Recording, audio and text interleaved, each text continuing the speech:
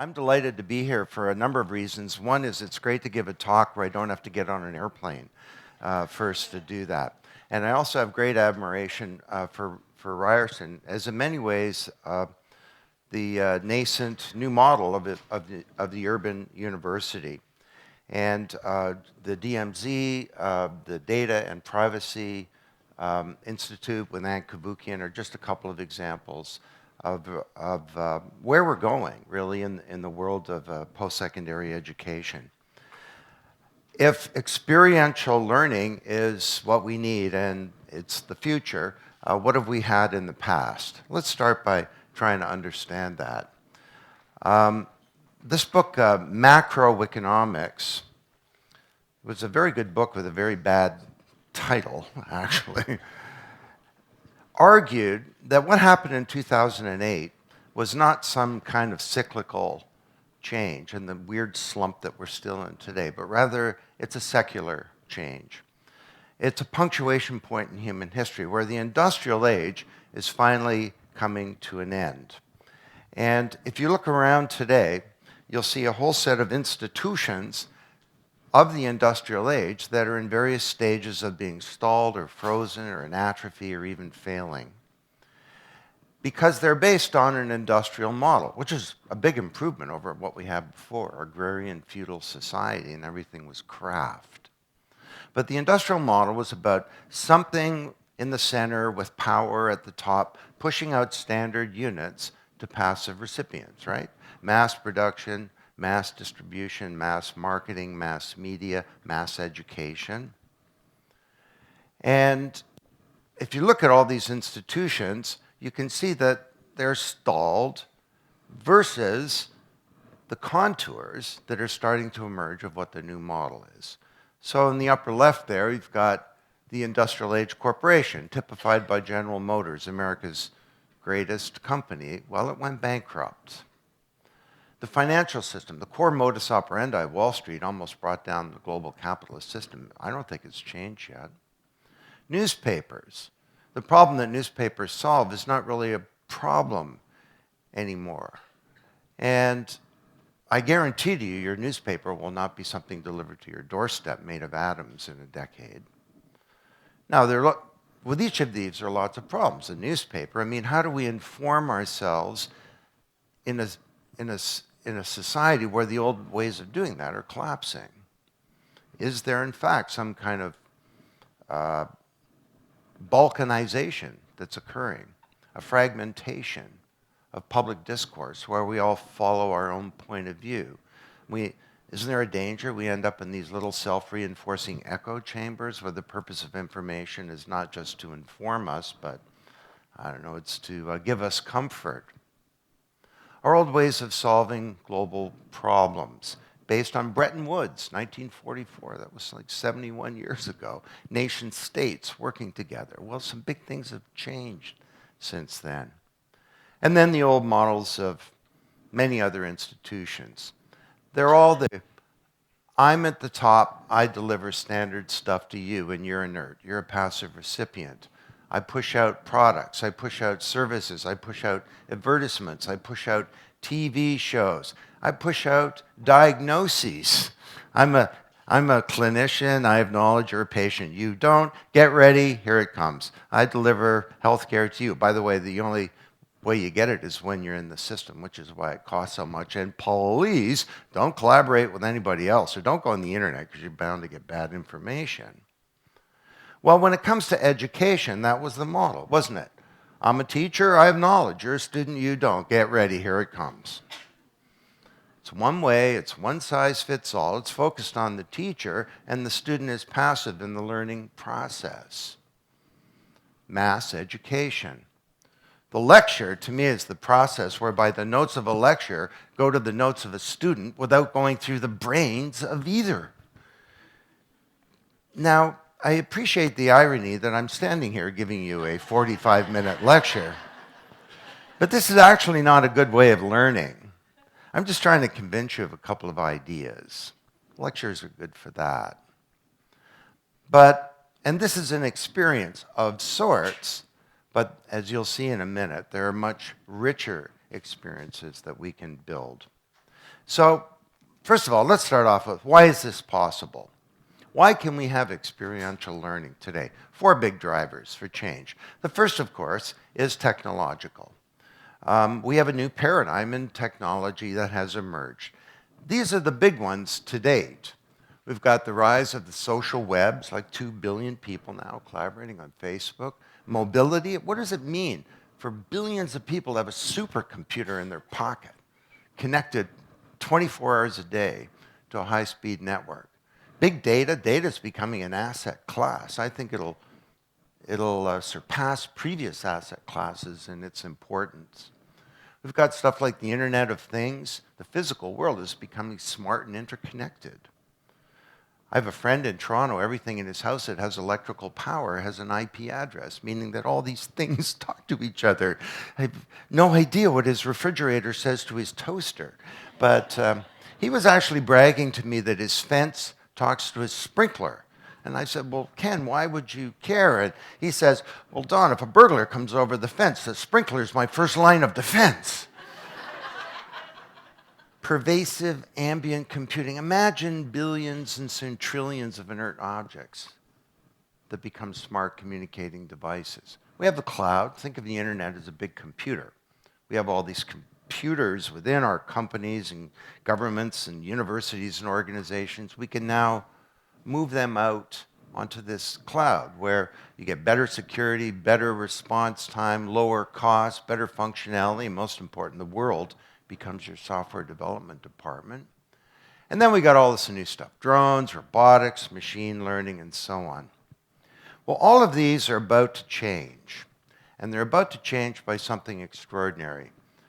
The biggest innovation in computer science in this generation is the underlying technology of Bitcoin, and it's called the blockchain. Blockchain. Who has heard the word blockchain? Hands? This is so cool. This is like 1993. I'd say, who's heard the word internet? And about 10% of the hands would go up. You may remember this day as the first time you heard the word blockchain.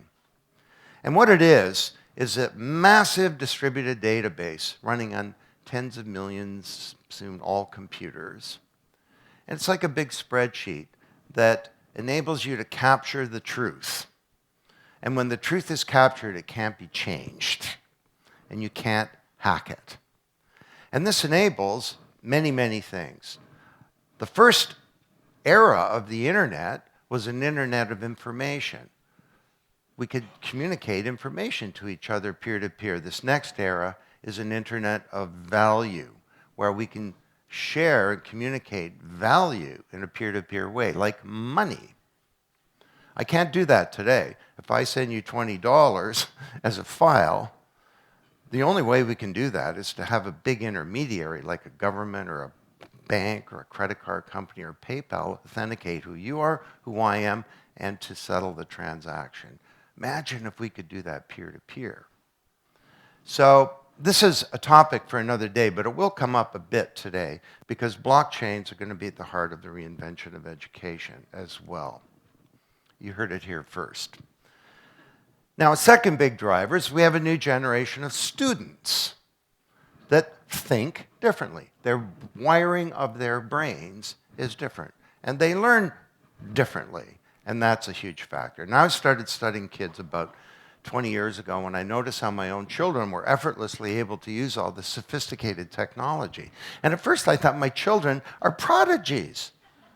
But then I noticed that all their friends are like them, so that was a bad theory.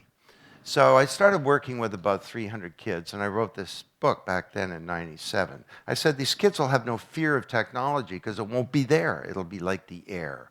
It's like I have no fear of a refrigerator, because I don't view it as technology. Well, flash forward to today, they're not just growing up digital, they've grown up. They're coming into the workplace, they're into post-secondary education, big time. They're coming into the marketplace, they're becoming citizens, and there's no more powerful force to change education, or for that matter, every institution, than the first generation of digital natives. I'm a digital immigrant. I had to learn the language. Now, this is really important. People call this the boomlet. These are the children of the baby boom. And we're about to have a whole other generation come in after that. They're now in the high schools. But the boomlet is a bad term because the echo is actually louder than the boom. There's 7.8 million baby boomers in Canada. There are 8 million of these echo boomers. So based on their demographic muscle, these kids alone, these kids are going to dominate the 21st century. But what makes them a real force for change is that they're different. They're the first generation to come of age in the digital age. Now, you notice how this cartoon barely got a chuckle? This is from Growing Up Digital in 1997. When I put this cartoon on the screen back then, people would fall off their chair. They'd be laughing so hard. A baby using a computer. That's crazy, man. And now they'll look at it like, what's that weird thing in the crib, Don? I mean, why doesn't the kid have an iPad or something, you know? Or why doesn't the kid have an iPod? $75 from Tupperware. When your baby's trained, toilet trained, you have a little nice bowl you can use too. Ew. So we studied 11,000 young people in 10 countries. Biggest $4 million project that I led. Biggest study of any generation ever. And there are 8 norms that define this generation. You're building a school, a university, a learning system, for that matter, a company, a government, a democracy. These are the 8 norms. A generation that wants freedom, freedom of choice. Choice is like oxygen. You know, when I was a kid, there was one newspaper came into our house. They want to customize everything. I never got to customize the Mickey Mouse Club. They're a generation of scrutinizers. When I was a kid, I saw a picture. It was a picture. Generation with very strong values. It's just not true. They're a bunch of narcissists that don't give a damn. There's no evidence to show that at all. They want to collaborate. I grew up being the passive recipient of TV, 24 hours a week, average for a baby boomer. These kids grow up interacting, collaborating. They're the organizers, the thinkers, the authenticator. That actually affects brain development because how you spend your time as a kid is the most important variable determining the actual wiring of your brain after your DNA. They like to have fun.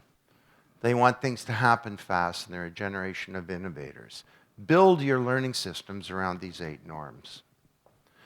Now, the next big change is a change that affects post-secondary education. It's a change to the deep structure and architecture of the firm and of our organizations. This is kind of a long story. I won't go into it, but too much. But this guy, Ronald Coase, argued 80 years ago in a deceptively simple paper. He said, why do we have firms? If Adam Smith is right, and the open market's the best way to allocate goods and resources and information, why isn't everybody an independent contractor at every step in the way in production? He said the answer is collaboration costs. These were transaction costs. But the cost of search, he said, is like 80 years ago. The cost of finding all the right people to do something, the right information, this would be totally prohibitive. So we bring that inside the boundaries of firms or organizations where we have things like filing cabinets to get information, org charts to find people, and so on. So the industrial age corporation was an entity of vertical integration, and it was a hierarchy. And it worked really well. That was the vehicle for mass production. And, but, you know, information technology started to make the boundaries of these firms more porous. Then we had the internet, where companies began to unbundle into networks. Cisco figured this out.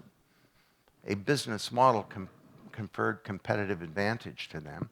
And now, especially with blockchain technology, the costs of transactions and collaboration in an open market are going to plummet so much that this will cause us to rethink the way that we orchestrate capability in society. So universities are going to become more open in the real sense of the term, that their boundaries will be more porous, and there will be people inside and people outside that are all part of the university. So a little taste of this is just a Toronto story. Does anyone recognize this guy on the screen? The reason I know this story, he's, until a couple of months ago, was my neighbor for 20 years. And actually, probably more like 15.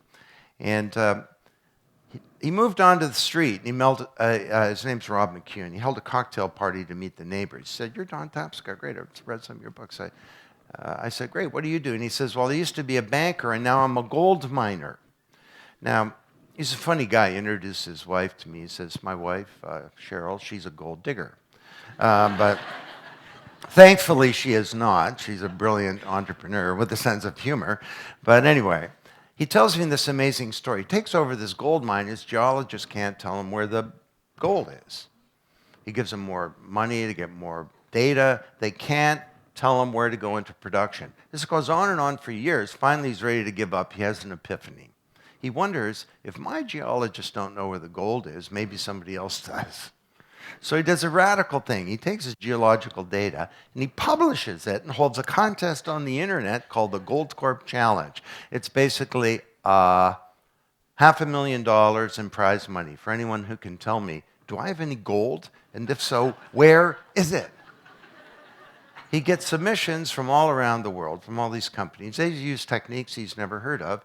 And for his $500,000 in prize money, my friend Rob McEwen found $3.4 billion worth of gold. And the market value of his company went from $90 million to $10 billion. And I can tell you, because he's my friend, he's a happy camper. You know, we think about organizations as talent is inside, right? Your most precious asset goes out the elevator every night. Well, for Rob McEwen, the uniquely qualified minds to solve this problem were outside. The final big driver for change is a social revolution. And this is about self-organization. It's really important to understand this because everyone can self-organize, especially students. So I'll just give you a humbling little story here. It was about 8 years ago. Somebody sent me an email saying, you know, this senator in Illinois thinks that your book, Wikonomics, is the key to winning the presidency and changing America. Go to myBarackObama.com. So I went there, and there's my book right on the screen. And we believe in the internet and collaboration, and the book Wikonomics by Don Tapscott saying, I'm asking you to believe not just in my ability to bring about real change in Washington, I'm asking you to believe in yours. And I looked at this thing, and well, my first reaction was, I am the man, clearly. But not so fast, Don, because it turns out I'm not the man. Because there's a Wikonomics community, but there's also a Single Moms for Daycare for Obama community and a Young Firefighters for Obama community. He created this platform whereby 35,000 communities self-organized. They raised $100 million, and that's what brought him to power. So this is a powerful and revolutionary force, and I say that advisedly. You know, during the Arab Spring, in the early days, students, well, it all started in Tunisia. Students were being killed by snipers from the regime, unarmed students demonstrating in the streets. So the kids would take their mobile device, triangulate the location of the sniper, send that information to friendly military units, come in and take out the snipers. You know, you think social media is about hooking up online? For these kids, it was a tool for self-defense. So I know that this is a big mess when you think, although Tunisia is doing well, but it turns out these tools help you bring down a regime, but we've not yet figured out how to help us build a new organization that can take power. But don't be discouraged, because the arc of history, to me, is a positive one, and this is going in the right direction. Now, there is a final cautionary note, though, is that for young people in Canada and throughout the developed world, we told them, you work hard, you stay out of trouble, you go to school, you be a good kid, you can have a prosperous life. Well, for the first time in modern history, the 51st percentile is now declining. And prosperity is now a broken dream. We have wealth creation, but we have growing social inequality. We have growth in the GDP, but we have structural unemployment. We need to fix this. And this is data from a database, going back since I've been writing about this, about the number of protests in the world. 25 years ago, there were 6,000 protests. Last year, there were 260,000 protests. Young people at their fingertips have the most powerful tool ever for finding out what's going on, informing others, and organizing collective responses. And when I speak to CEOs and business audiences, I just got back from Davos, I say, we need a new social contract in society, and we need to fix this, or the 1960s is going to look like kids' stuff. All right, so that's a preamble to the big changes. Where are we going with education? Well, you know the idea of a burning platform, that you're somewhere where the costs of staying where you are become bigger than the costs of moving to something new? You're on an oil rig, it's on fire, the costs of staying there become greater than the costs of going to something new, even if the new paradigm is not fully understood. That's where we are with education. We have the irresistible forces of technology and demographics and economics and society pounding upon our education system. And this is a knowledge economy, and it's a networked age. And tinkering with the old model of the university, to me, is not what's required. And if that feels like an extreme statement, I could make the same statement for every one of these 16 institutions. Now, it takes about an hour to go through each of them. I mean, if you guys got 16 hours, we can do this. No, seriously. Let's look at the universities and the schools. First of all, what does it mean to be in a knowledge economy? Well, it doesn't mean we're all going to eat knowledge or something. It means that each economy embraces the previous one and transforms it. So just like the industrial age transformed the agrarian age with tractors and milking machines and so on, this digital age is transforming the industrial age, where we have robots, factories brimming with robots now, and all this technology infusing itself throughout industrial production in every nook and cranny of the economy. But it also means that the driver moves from brawn to brain. And the means of production, in some ways, is contained in the crania of you people who are going out into the workforce. And this has huge, huge implications. You know, when I was a young person, you graduated, you're kind of set for life. At least that's what we thought. You kept up in your chosen field. Today, when young people graduate, they're not set for life. They're set for about, 15 minutes.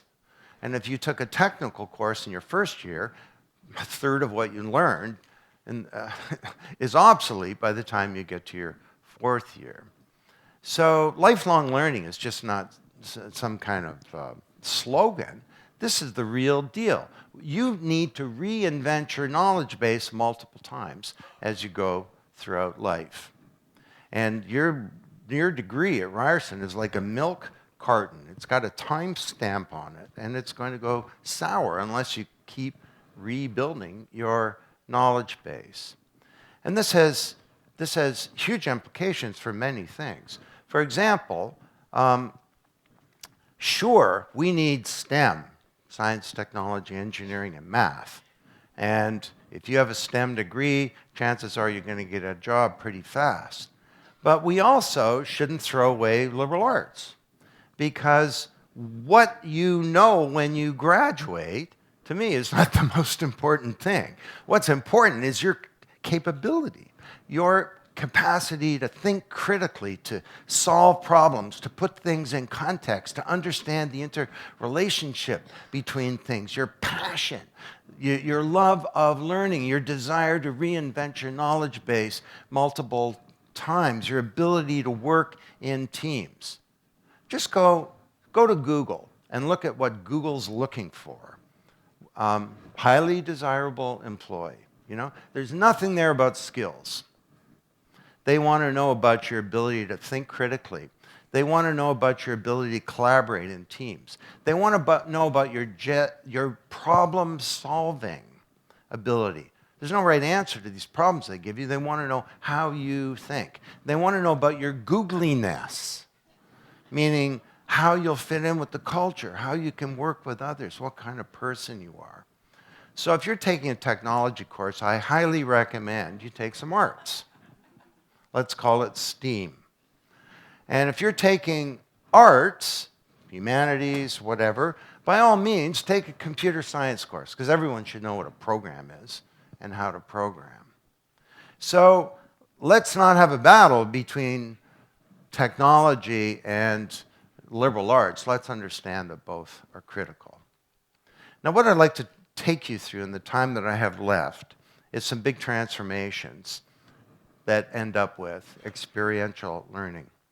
I think that we need to have new models of pedagogy because the old industrial age model is inadequate and is being bypassed.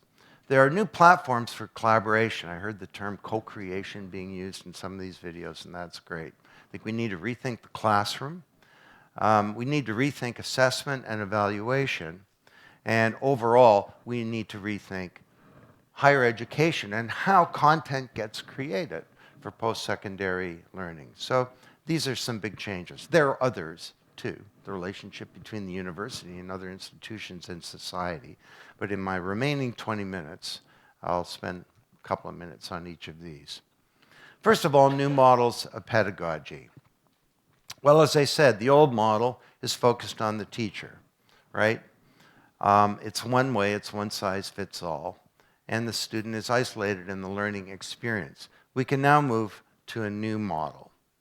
I mean, how weird is it that in this day and age, you have statistics professors standing up at the front of a class teaching, broadcasting one way, one size fits all to students about statistics. There is no one size fits all about statistics.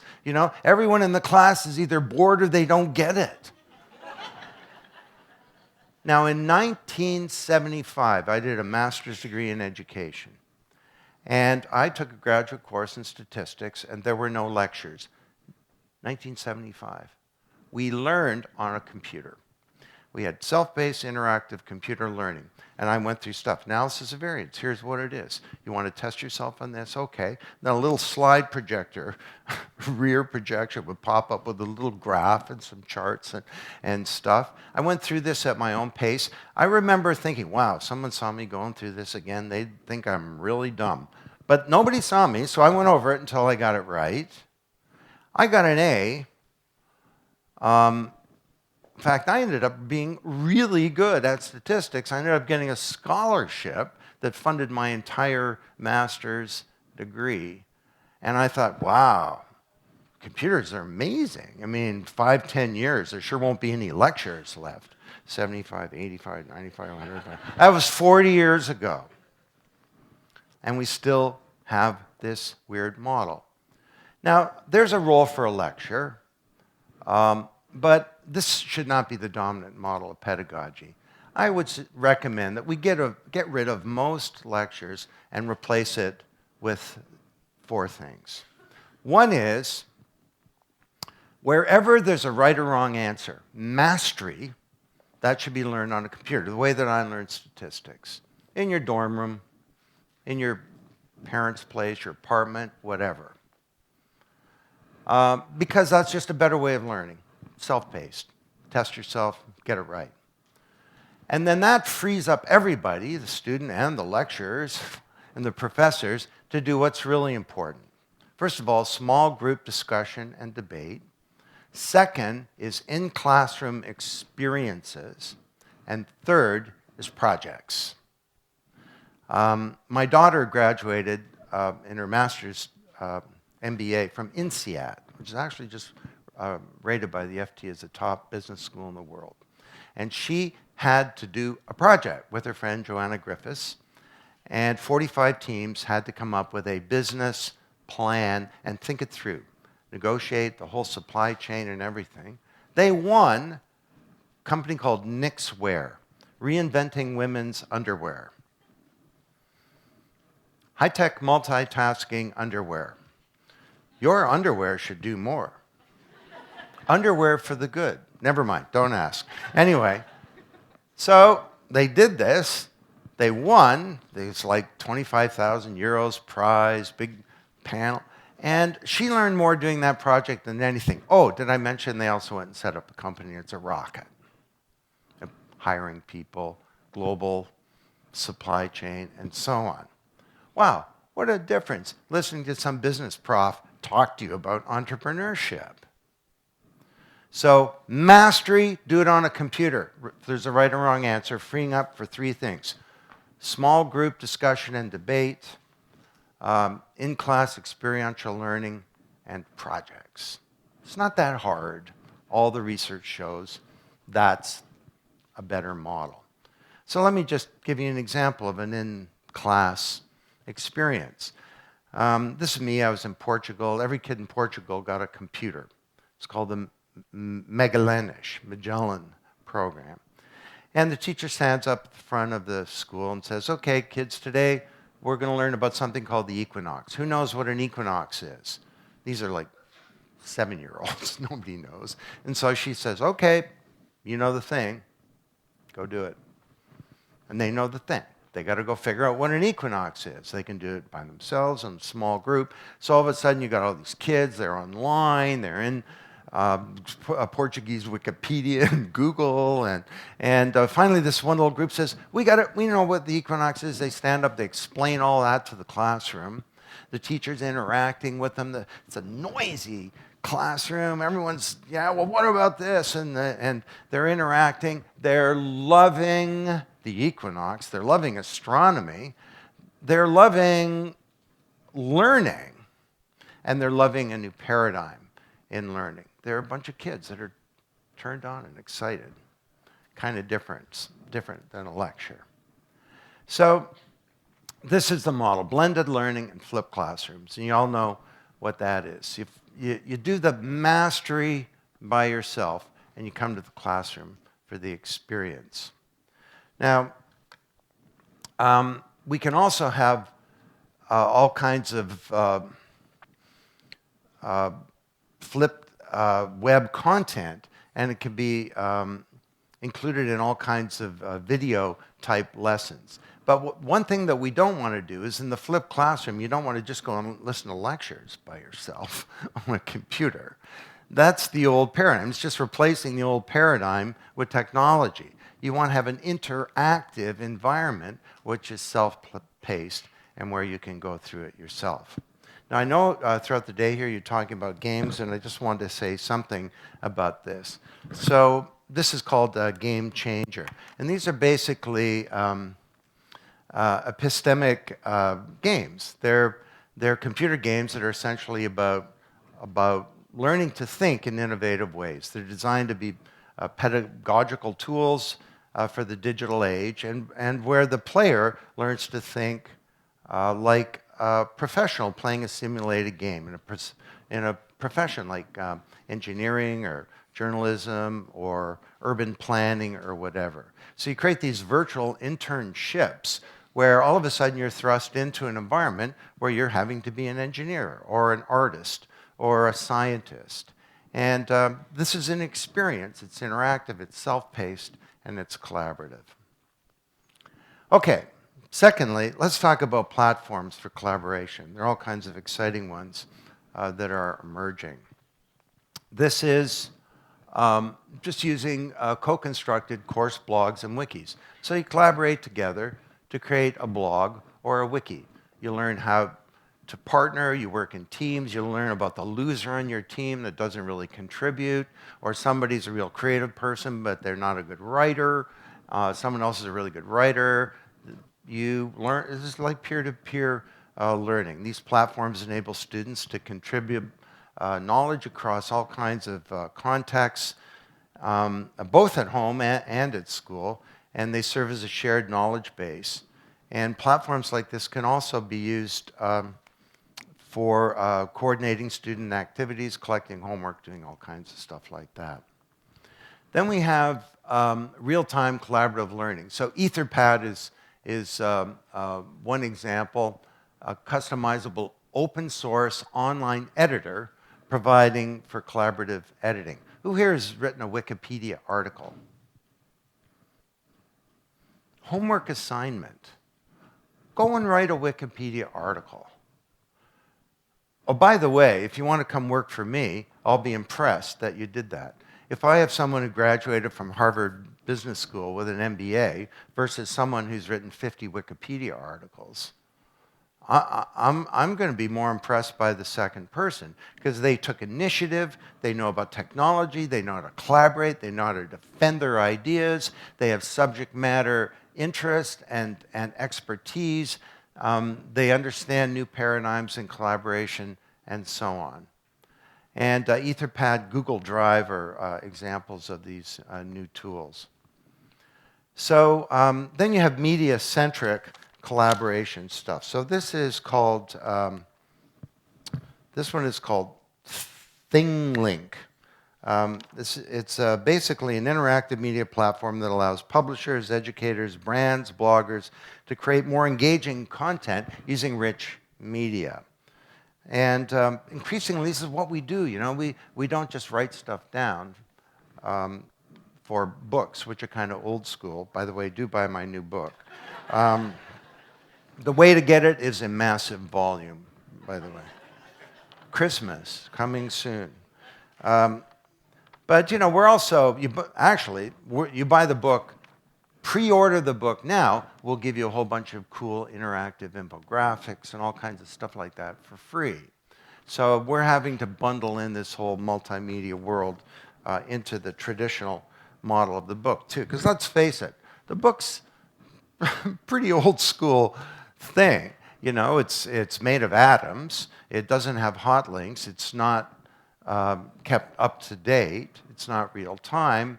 And it's not multimedia. And it doesn't enable collaboration.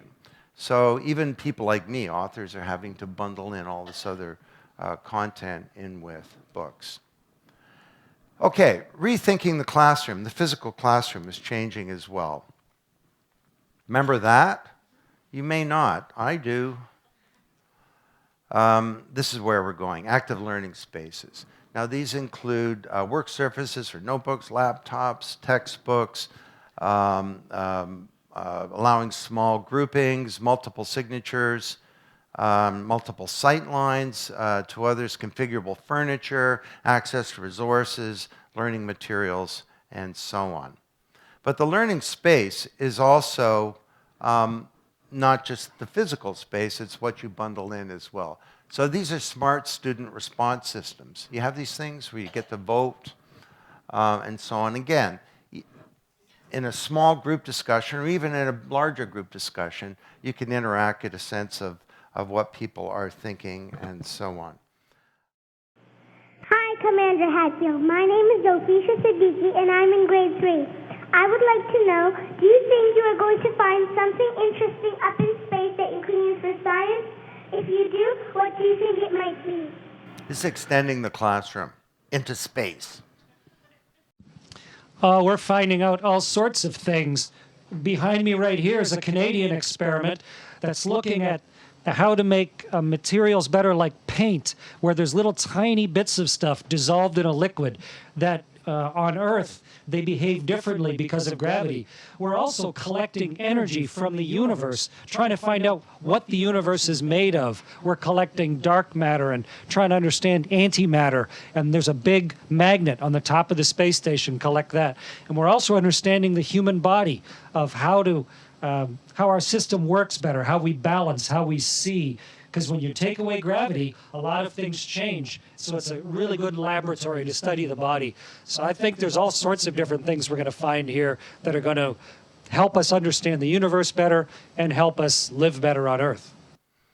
So breaking down terrestrial walls. as well in the case with Chris Hatfield. Okay, assessment and evaluation. Again, big changes underway. Now, in the old day, it was, I'm a teacher, I have knowledge, you're a student, you don't, get ready, here it comes. Your goal is to take it into short-term active working memory and through practice and repetition to build deeper cognitive structures so that you can recall it when I test you. Drill and kill. Sage on the stage. Well, there's a lot wrong with that model, but we can go far beyond that into some pretty exciting new stuff. So the old is you're testing for content knowledge, but as I said with the Google example, Google doesn't really care about what you know, at least about your skills. They're more interesting in domain knowledge to solve real-world problems. And this is the image here is Merritt Island students working with NASA mentors to build a tiny satellite. Do you know the idea of feed forward?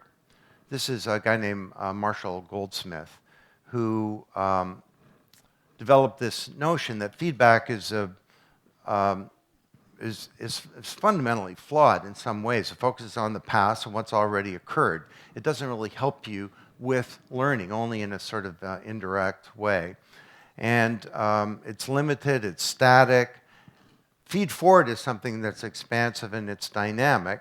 And you can build all kinds of ideas and suggestions and proposals for the future to help students learn better and navigate through a learning experience better. Lightside Revision Assistant is an online tool to improve student writing. Revision Assistant gives students automated assessment of their essays on demand and at their own pace.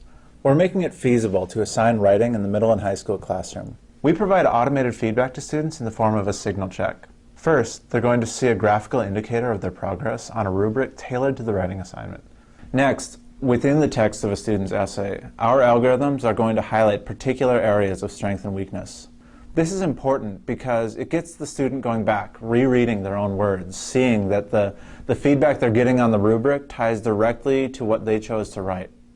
Alongside these highlights, Revision Assistant generates comments. Now, these comments follow specific strategies that we believe will keep students writing. Okay, so I'm running out of time here. I'll cut that short. But you get the idea that you now have technology that can interact with you real time, as opposed to batch feedback. I do all this work, I perform a test, and then I find out how I did. It's real time. You know, as you work, you're getting constant feedback and constant improvement. Now, we've also got learning management systems, LMS. Who's familiar with that idea? Okay. Many of you, so I won't go through it.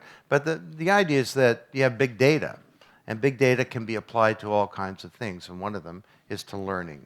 So this is a desire to learn Brightspace, and this is providing the data to help identify students at risk, to provide teachers with actionable insights so they can intervene early, to help students make informed decisions so they can graduate on time or at all, to keep students engaged in school, using data to inform institutional decision-making and research. So like the Rob McEwen story, I mean, data is one thing, but you need these really cool analytics like D2L provide to be able to do that.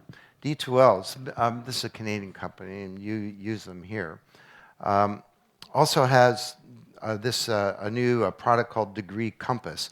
And this is a real-time, personalized course recommendation system that helps you figure out what are the courses that you should take. And students that use this end up performing better and graduating more successfully than students who don't. So the final thing I'd like to just talk about is about reinventing the university itself. And I'd like to tell you a story to make this point. So this was in 2008, and I was asked by the management of Florida State University to have a very long lunch with them, 25 people, the deans, the president, and so on. And they're doing a $1 billion fundraise. They want to position themselves as the first 21st century university. So they said, what does that look like? So I went through my thing. You kind of get the idea, right? Need to change the model. pedagogy, because we have a new generation, they think differently, that, TV and broadcast was fine for my generation. These kids have grown up learning differently, their brains are different, so on. So at the end, I gave about a little 20-minute talk. We're all sitting around seated around this big table, and we're eating our lunch. And so the dean of the film school is kind of chairing this, sitting next to me. He turns to a youngster named Joe. Joe is 22 years old, and says, "Joe, you're our only student here. Why don't we start with you? What do you think?" And Joe says, "Well, I've been listening to this, and it's resonating with me. I think that reflecting on what Mr. Tapscott said, I think we do learn differently as a generation. I'll give you an example. I don't read books." And the look in the room is kind of like the look in this room here now. He says, "I think I'm knowledgeable," and I'm paraphrasing here.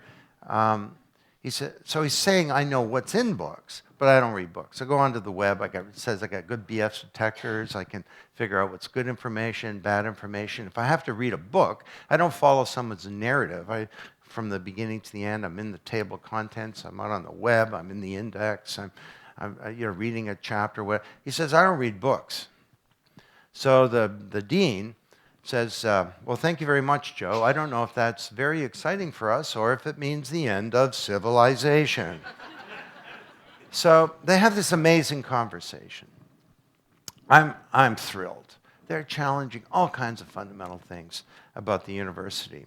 And at the end, it goes on for about 3 hours. And at the end, I go to Joe and I say, "I'd like to get to know you. That was really interesting.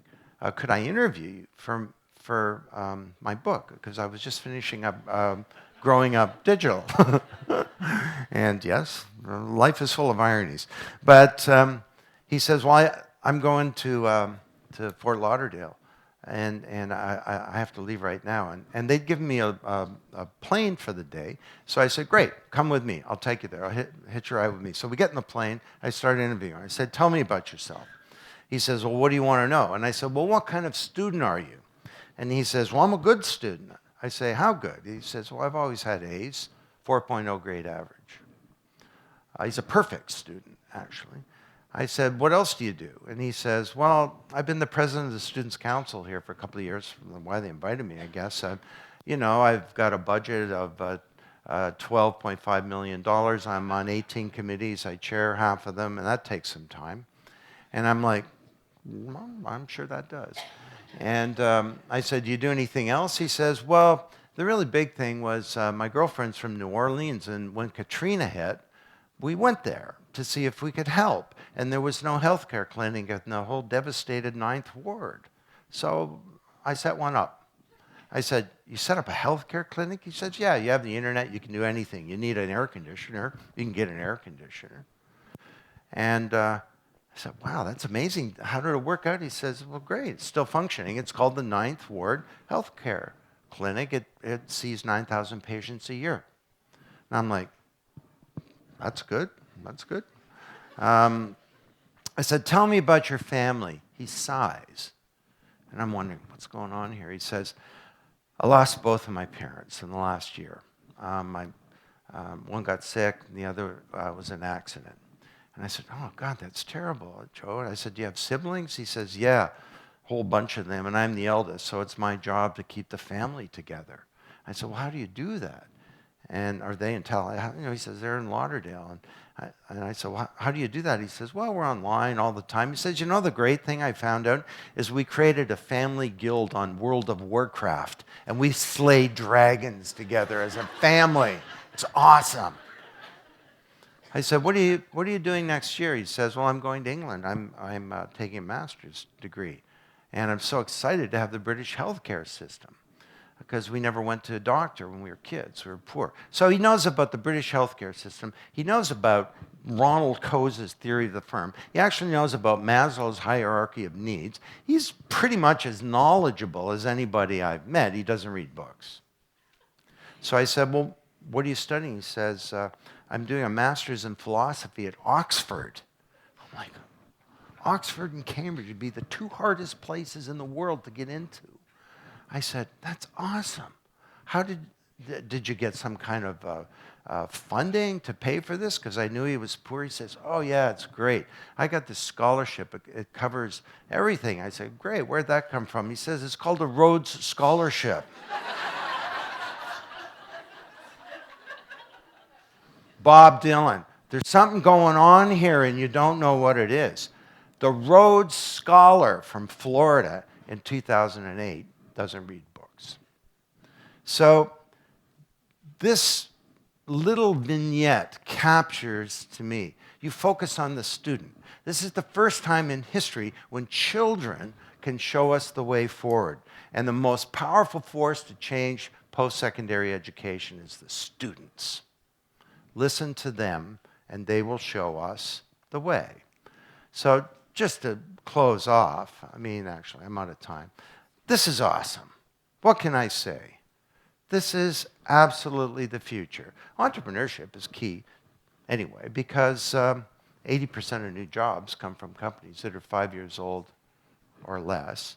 But also, Canada needs to move from a resource-based economy to an innovation economy. And this is just the most inspiring initiative, to me, in the world in terms of post-secondary education to achieve that. So replicate this everywhere, in everything. You know about MOOCs. The whole thing about MOOCs, of course, is not just to move lectures online, but we need to move towards a MOOC like the one I had in 1975, which is interactive and self-paced, and then enables you to master content. And then we need to create the Meta University. How weird, that statistics lecture? It's not weird, not just weird that he or she is broadcasting statistics. It's that those notes and those tests and those PowerPoints and those software program, everything else that that professor uses were created by that individual. How can this be that we have 10,000 statistics professors all creating their own little content? You know what we need? We need a global network for higher learning. Now, the MIT OpenCourseWare initiative is a good first step, but it's just exchanging content among professors.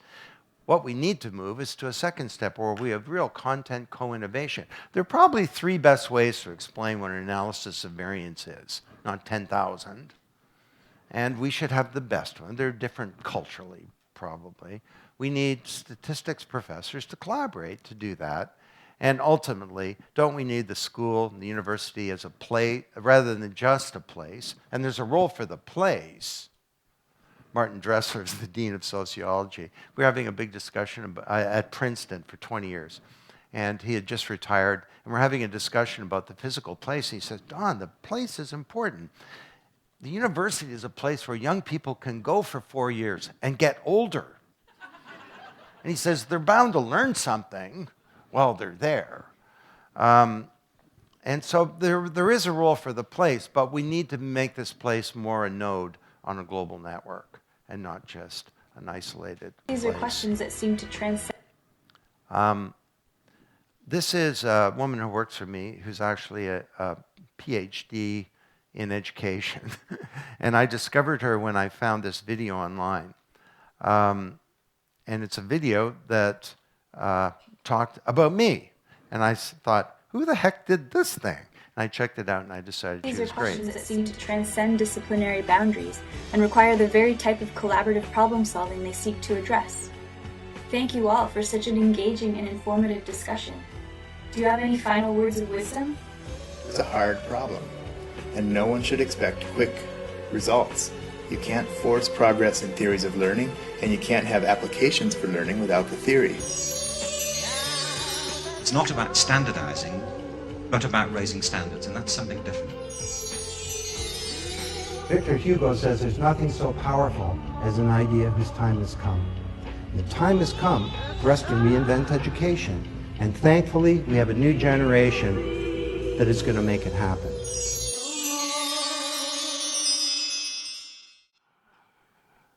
Do I look that bad? Anyway, so just to sum then, we have a burning platform because of these 4 drivers for change. The schools and the universities are one of at least a dozen institutions that need to move from the industrial age to the collaborative age, the knowledge age. We need experiences in learning. And when you get a new paradigm, and that's what this is, you get a leadership crisis.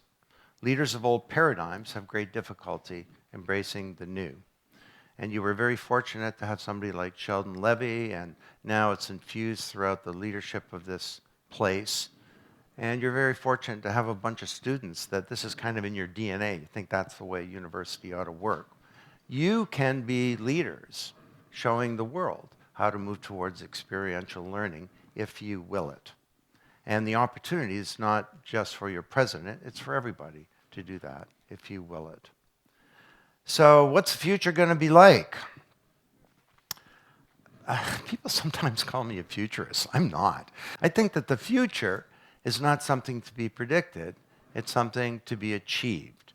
And we need to find the will to achieve a whole new model of learning for a new generation and for a new networked age. Let me end with a thought, if I could. And I've studied thousands of organizations and tens of thousands of individuals. And recently I've been studying nature. And fish come in schools, bees come in swarms, starlings come in something called a murmuration, especially over the moors of England. Murmuration, you heard that word? Anybody? It refers to the murmuring of the wings of the birds. And it's an apt metaphor, I think, for this new age of networked intelligence. Throughout the day, the starlings are out over a 20-mile radius doing their thing, foraging for food and so on. At night, they come together, and they create one of the most spectacular things in all of nature. And the murmuration has a function. It protects the birds. Look on the right there. You can see a falcon, a fierce predator, being chased away by the collective power of the little birds. Scientists that have studied this say they've never seen an accident. And there's leadership, but there's no one leader. It's constantly changing, as I just appealed to you. Now, is this some kind of fanciful analogy, or might we actually learn something about it today? Well, this murmuration functions according to the implicit principles about learning that I've just given you. It's a big collaboration. There's a huge openness and sharing of all kinds of information and knowledge in a peer-to-peer way. Knowledge about not just danger, but location, trajectory, food sources. There are rules, the big one being don't bump into anybody else. But there are other rules like don't get too far away. And it has a great interdependence. I tell business leaders that business can't succeed in a world that's failing. And increasingly, we're all interconnected. Well, this thing functions as if the interests of the individual birds are connected to the interest of the murmuration as a whole. And it has a great integrity that gives the birds the courage to take on a most fearsome predator.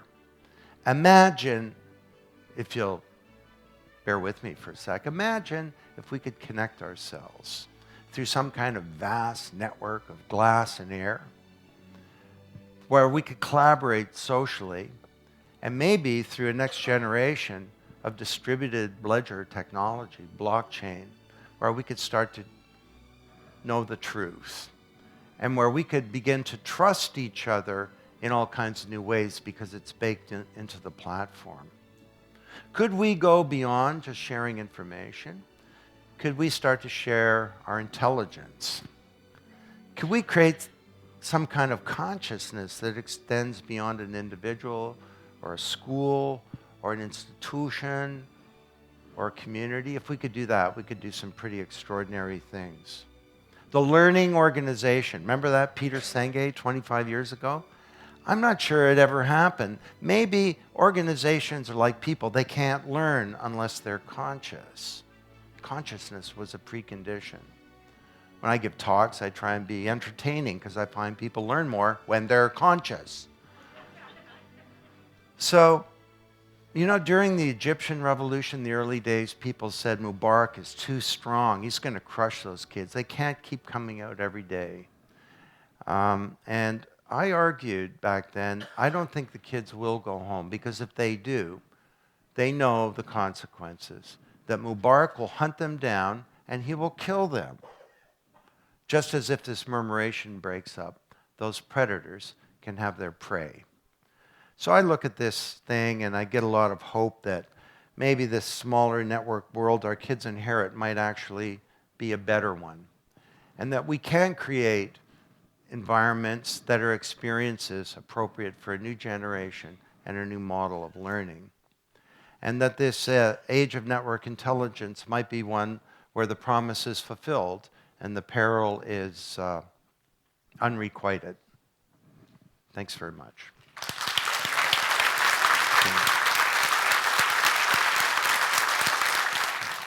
Thank you.